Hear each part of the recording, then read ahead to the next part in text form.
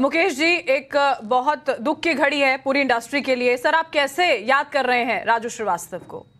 देखिए, राजू श्रीवास्तव से मेरा बहुत ही पुराना रिश्ता है। मैं उनको महाभारत के टाइम से जानता हूं, जिसको ऑलरेडी 30 साल से ऊपर हो चुके हैं, 40 साल के आसपास आ रहे हैं। उस जमाने में भी मैं उनकी कॉमेडी पर, जब स्टेज पे हम लोगों ने पूरी महाभारत की यूनिट के साथ बैठ के उनकी कॉमेडी देखी थी बैसाखी के मेले में, उस जमाने से मैंने उनको कहा था कि मैंने कहा, राजू तुम जब कुछ बोलते हो ना, मुझे हंसी आ जाती है। मैं उनको याद करूंगा। मैंने शक्तिमान में भी उनको रोल दिया था, बहुत अच्छा रोल किया था उन्होंने।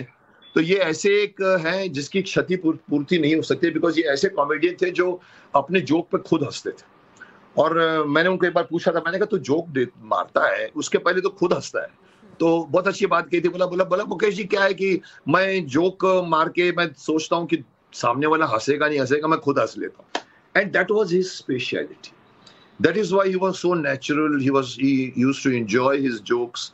और जोक्स भी क्या होते थे, कमाल के जोक्स होते थे। देखो, उसमें कोई फुहड़ता नहीं होती थी, कोई डबल मीनिंग के डायलॉग्स नहीं होते थे, कोई किसी के ऊपर कटाक्ष होता था तो बहुत अच्छी तरह से कटाक्ष होता था, बहुत अच्छे लहजों में, कभी double meaning below the belt बात नहीं करते थे। मैं आज के कॉमेडियंस को कहना चाहूंगा, राजू श्रीवास्तव से सीखो कि शालीनता से भी और डबल मीनिंग डायलॉग्स के बगैर भी आप किसी का मनोरंजन कर सकते हो। इसके मैं बहुत फेवर में हूँ कि हमारे यहाँ पर ये फुहड़ता हटनी चाहिए। राजू को मैं मिस करूंगा। मैंने उनका पूरा 1 घंटे का इंटरव्यू लिया है अपने चैनल पे, द मुकेश खन्ना शो पे, जहां पर मैंने उनकी जिंदगी के बिगिनिंग से, कस्बे से कैसे निकले थे बाहर, अमिताभ बच्चन की कॉपी करते थे, कैसे वो शहर में आए, कैसे उनकी जिंदगी बीती, कैसे उनको स्ट्रगल हुआ, कैसे एक लाफ्टर चैलेंज में वो आए, पूरी कहानी उन्होंने मुझे सुनाई। मैं नहीं भूल पाऊंगा, उस शख्सियत को नहीं भूल पाऊंगा। एंड आई वाज एक्सपेक्टिंग कि 41 डेज अगर कोई लड़ता है वो निकलेगा, शक्तिमान बन के बाहर आएगा। वो मैं वेट कर रहा था कि वो बाहर आए और फिर से मैं उसका इंटरव्यू लूं और वो बता पाए अपने इस वेंटिलेटर के एक्सपीरियंस को बता पाए। इसके ऊपर भी मुझे मालूम है वो इतना अच्छा बनाते आइटम कि लोग हंसे बगैर नहीं रहते। तो मौत से भी कैसे उन्होंने लड़ाई की है, I would give credit to his family also. 40 दिन तक उनको संभालना बहुत बड़ी बात। मुकेश जी, जितने भी लोग हमारे साथ जुड़े वो सभी उनके जिंदादिली की बात कर रहे हैं। वो बता रहे हैं कि कैसे जब राजू श्रीवास्तव साथ भर होते थे, वो अपने लतीफे भले ना सुनाए लेकिन साथ भर होते थे तो लोगों को खुशी होने लग जाती थी, लोग गम भूल जाते थे। आपके साथ, जैसा कि आपने भी जिक्र किया कि शक्तिमान के सेट पर उन्होंने काम किया, अगर वो कुछ संस्मरण आप याद दिलाएं कि वो दौर कैसा था, वो वक्त कैसा था जब आपने उनके साथ काम किया। देखिए, मैंने उनको शक्तिमान उस जमाने में पीक पर था, आप जानते, पूरा हिंदुस्तान बैठ के शक्तिमान देखता था।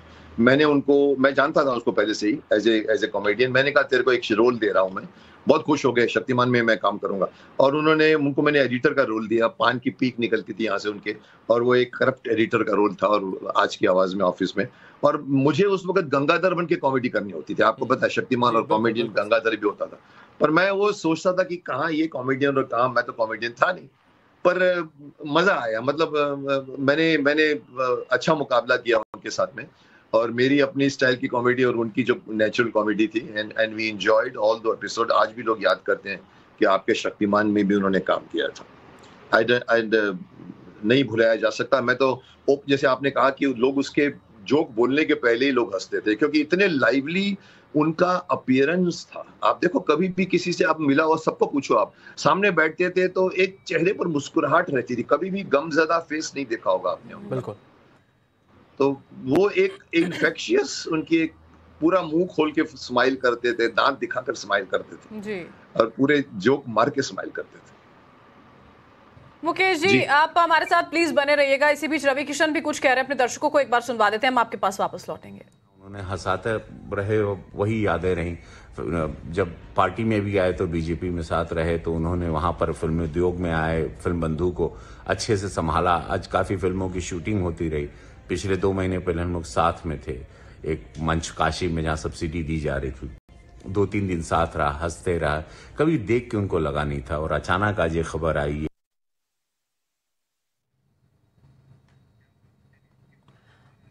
और मुकेश खन्ना जी लगातार हमारे साथ बने हुए। मुकेश जी, इतने सालों का साथ आपका रहा यहाँ पर, सबको रुलाकर चले गए, सबको हंसाने वाले राजू श्रीवास्तव, आपकी आखिरी मुलाकात कब रही? क्या कुछ उस दौरान बात हुई थी आपकी? अभी देखिए, अभी मैं समझता हूँ कि ज्यादा दिन भी नहीं हुए हैं। मैं समझता हूँ 3-4 महीने ही हुए होंगे। मैंने उनको अपने शो में बुलाया मैंने कहा राजू तेरे को मेरे इंटरव्यू मेरे शो में आना है। बड़े अच्छी तरह से आए और बहुत दिल से बात की। जैसे कि मैंने कहा कि उनके मैं छोटे से कस्बे में कैसे निकलते थे, थिएटर नहीं होता था हमारे पास, हम बाहर जाके पैसे चुरा कर फिल्म देखते थे। अमिताभ बच्चन के डायलॉग्स वो इतने मोहित हो गए थे, कहते कि मैंने जब देखा वहां पर तो मुझे वो रियल लगा कि मेरे हाथ पे लिख दो कि ये है या मैं हूं या मेरे पास माँ है, ऐसी डायलॉग बोलते। जब मैं निकला बाहर तो literally he thought that this character exists. और उसको बोलते मैंने कैसे जब डायलॉग रिपीट किया तो हैरान रह गए, बोले कि तुम्हारे पास ये काबिलियत है, इसको पकड़ो। और तो अमिताभ बच्चन का आपको याद होगा कि शुरुआत के जमाने में कपड़े पहनने की स्टाइल ऐसे कॉलम बना रखते थे। अमिताभ बच्चन को का सबसे नजदीकी अगर कोई कॉमेडियन बना है तो वो राजू श्रीवास्तव का है। और फिर उन्होंने बताया कि कैसे मैंने उनको धीरे धीरे बाद में फिर मेरे को लगा कि मैं कुछ और भी करूं, फिर मैंने और किया। पर देखो उन्होंने किसी और की मिमिक्री नहीं की, उन्होंने सिर्फ रियलिस्टिक जोक्स, एक साधारण जिंदगी के एक आम आदमी के साथ घटने वाले जोक्स उन्होंने सुनाए और कितनी लाइवली सुनाते थे।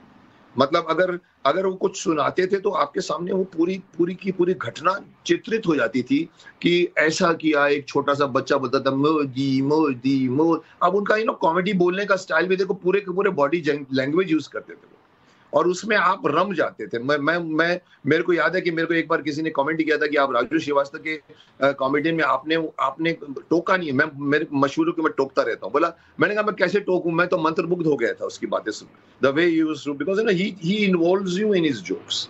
तो मेरा वो शक्तिमान का एक्सपीरियंस, महाभारत के टाइम पे भी एक बहुत ब्यूटीफुल उन्होंने पंच मारा था, आपको सबने कहीं सुना होगा, कि उसने कहा था कि पितामह क्यों नहीं मरते, सबके सामने बोला था पितामह पूरे बिहार टीम पे। वो क्या है कि चोपड़ा साहब ने अभी तक पेमेंट नहीं दी है। ये जोक उन्होंने सुनाया था, मैं बता रहा हूँ, जब महाभारत चल रहा था। और आज मैं शक्तिमान के टाइम पे उनको जानता हूँ, मेरे ऑफिस में आए, मेरे इंटरव्यू देकर गए और मुझे आशा थी कि ये शक्तिमान बन के बाहर निकलेंगे 41 डेज के बाद भी। I was waiting for him to come out, but भगवान जो चाहते हैं हम कुछ नहीं कर सकते। तो ये बात सही है कि हंसाने वाला राजू रुला के गया, जो आप कह रहे हैं बहुत सही बात है कि ये इस बात पे सबको दुख हुआ होगा, क्योंकि ये आदमी अभी बहुत कुछ कर सका था, इसके अंदर अभी बहुत कुछ, रोजाना दुआएं की जा रही थी कि राजू श्रीवास्तव अब एम्स के उस अस्पताल से बाहर निकले और वो हंसता हुआ खिलखिलाता हुआ चेहरा एक बार फिर से सबको देखने को मिले। लेकिन अब बातें की जा रही उनके अंतिम यात्रा को लेकर।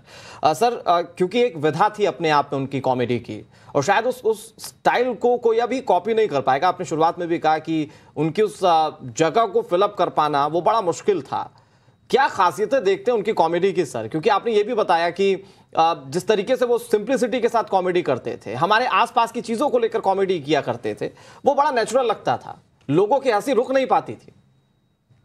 यही बात सही बात आपकी, मुझे नहीं लगता कोई कॉमेडियन पकड़ पाएगा, क्योंकि देखो ये एक कॉमेडियन था जो अपने जोक्स पे खुद हंसता था और अपने अंदर की मन की बात बताता था। ऐसा कोई नहीं मिलेगा आपको। हम सब एक्टिंग करते हैं, मैं भी एक्टर हूँ, हम भी प्रिपेयर करते हैं अपने आप को। हम जब कुछ परफॉर्म करते हैं तो हम एक्टिंग करते हैं। ये आदमी एक्टिंग नहीं करता था, ये वो सीन को जीता था। जिस तरह की बॉडी लैंग्वेज करना आसान नहीं है, ये पूरे का पूरा हॉल तालियों से गूंज जाएगा जब इस तरह के माइक के सामने खड़े होकर वो सिर्फ डायलॉग नहीं बोलते थे, पूरी बॉडी उसकी बोलती थी। ऐसा कौन करेगा आज का कोई भी इन्वॉल्व नहीं होते। आजकल के हम लोग सब रटे रटाए डायलॉग्स बोल जाते हैं, एक जोक सुनाना है तो जोक सुना देते हैं। This man used to create the situation, उस सिचुएशन को आपके सामने जिंदा लेकर आता था। ऐसा कौन करेगा आज? बहुत कम मिलेंगे आपको। राजू श्रीवास्तव आपको और नहीं मिलेंगे। बहुत ही साधारण आदमी, बहुत ही नेचुरल आदमी, जमीन से जुड़ा हुआ आदमी, धरातल से। इसी बात का मैं जिक्र वाकई में आपसे करना चाहती थी कि जो लंबा सफर पूरे स्ट्रगल के बाद उन्होंने यहाँ पर तय किया था, लेकिन जब जो शख्स उनको याद कर रहा है, एक बात का जिक्र बार बार होता है कि ऐसे ऊंचाइयों पर पहुंचने के बाद भी वो लगातार जमीन से जुड़े रहे, बदलाव नहीं आया उनमें। यही मैं हर स्टार्स को कहना चाहूंगा कि इतना आकाश में मत उड़ो कि आपको पैरों की तले जमीन नहीं मिले। हमारे यहाँ शख्स जो होते हैं वो छोटे मोटे स्टार भी आजकल बन जाते हैं। आपने तो देखा आजकल कंट्रोवर्सी शुरू हो गई है, आपको मेरी फिल्म नहीं देखना है तो मत देखो। ये कंट्रोवर्सी तो मालूम है, लेटेस्ट कॉमेडी, आप भी जानते हैं उससे। मैं उनको कहता हूं कि आप इतने स्टार बनने के बाद में जमीन पर गड़े रहो, बिल्कुल जो राजू श्रीवास्तव गड़ा था। आप कभी भी उनसे मिलोगे तो लगेगा नहीं कि ये इतना बड़ा स्टार है, या आपके साथ तो तो बिल्कुल सर, और इसीलिए आज यकीन कर पाना मुश्किल है कि राजू श्रीवास्तव हमारे बीच में नहीं है। उनके जोक सुनने के बाद आज भी ऐसा लगता है कि वो सामने खड़े होकर ही जोक सुना रहे हैं। सर, ऐसे कई सारे संस्मरण जो हम याद किया करते रहेंगे और राजू श्रीवास्तव सभी के दिलों में जिंदा रहेंगे।